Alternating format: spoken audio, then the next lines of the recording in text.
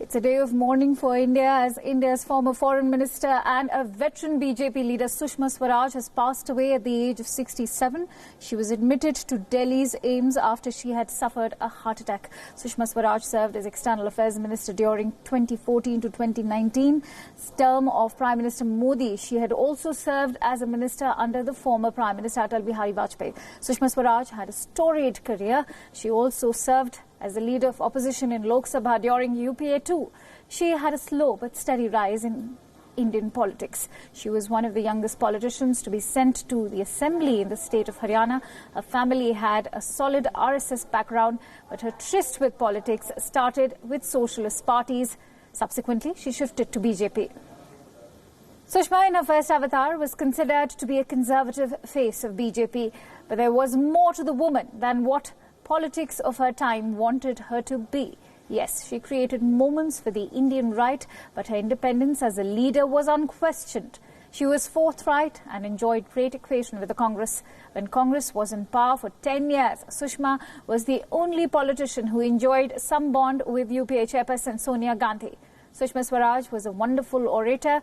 Before being taken to AIIMS, she had tweeted about the historic decision of Lok Sabha passing the bill to abrogate Article 370. On Tuesday evening, she was admitted to AIIMS. Senior BJP leaders have rushed to the hospital. Sushma Swaraj, like Arun Jaitley, are few leaders who connect the old BJP with the new.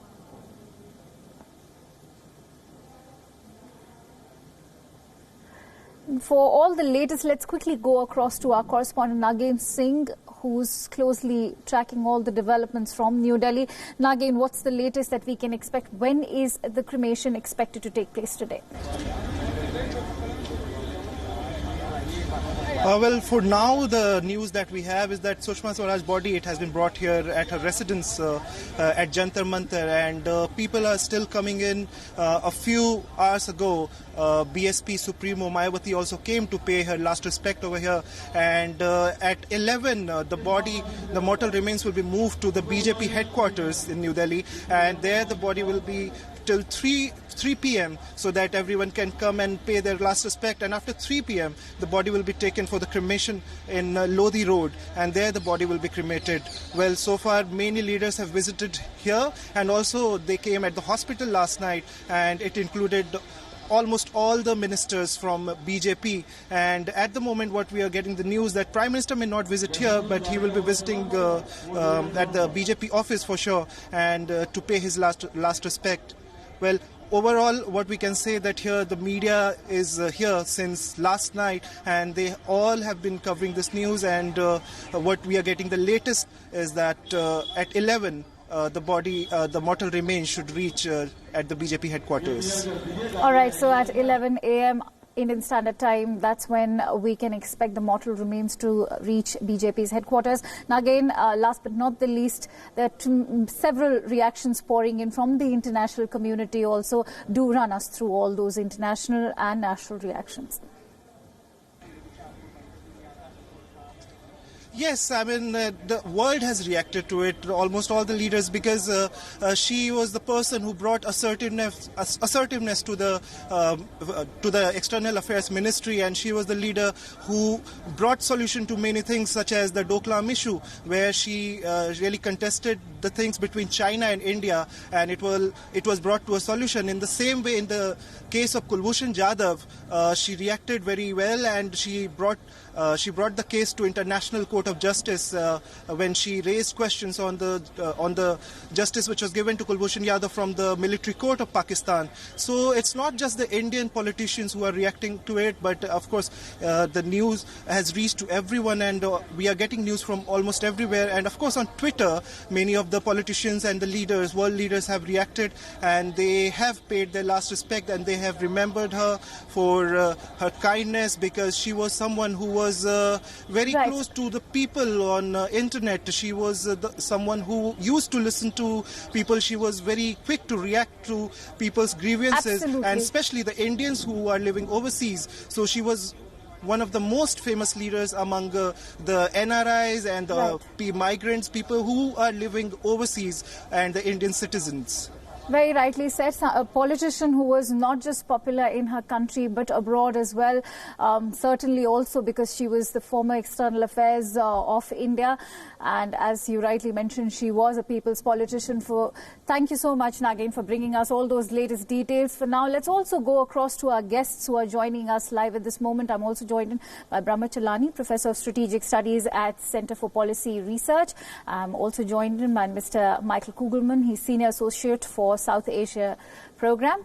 To begin with, let me go across to Mr. Brahma Chalani. Sir, how would you remember Sushma Swaraj in retrospect now? She was a kind and strong-willed person. I knew her personally. She loved her country. She served the country quite ably. And her sudden death, because she died at the age of 67, which is relatively young. No one should pass away at that age. Her death has come as a shock to so many people who knew her. She'll be remembered as a very popular foreign minister. Right. Minister who actually tried to establish rapport with the common citizen, because she reshaped the job of the foreign minister. Before she took over, the position of the foreign minister was seen as more having to do with external relations. But she turned that job into something different. Someone who wishes to address the grievances of common citizens in India, whether it relates to their passports or their travels overseas. So in that sense, she became quite a common man's foreign minister. All right. Common man's foreign minister, that's a very interesting point that Mr. Brahma Chalani has made. Let me also go across to Michael Kugelman, who's also joining us live at this moment. Michael, you just heard what Professor Brahma Chalani had to say. He said that she was a popular foreign minister and people's foreign minister. How will the international community remember Sushma Swaraj in your views? Well, I largely agree with Brahma Chalani's assessment. I think for me, two things stand out about her. One was in an age when there's so much cynicism about the notion of international diplomacy and international relations on the whole. You have those that are supposed to act as diplomats that say really dumb things sometimes. She was classy. She was professional. And she was truly a diplomatic diplomat. And that's something that we just don't have as much of now as we used to. And the second thing, and this gets to what Professor Chalani was saying, her ability to be a people's diplomat was extraordinary. Just seeing what she would do on Twitter, actually responding to common Indians experiencing troubles around the world, interacting with them directly, I think that's remarkable. So I think that in that sense, she really embodied the best of what would hope for a foreign minister. Not only was she out there trying to safeguard India's interests overseas, but she was also trying to safeguard the well-being of Indian nationals and Indian citizens abroad. And she would interact directly with them to try to assist them. Again, there's not enough of that these days. And she used Twitter in the way that statespeople should use it, in a very appropriate way, which again, you just don't see much of these days. So for me, those are the two things that stand out about her, how she was so classy and professional in what she did, and also how she really was a people's diplomat, tried to do everything she could to safeguard not only the interests of India abroad, but also the well-being of Indians around the world. Right, very rightly said.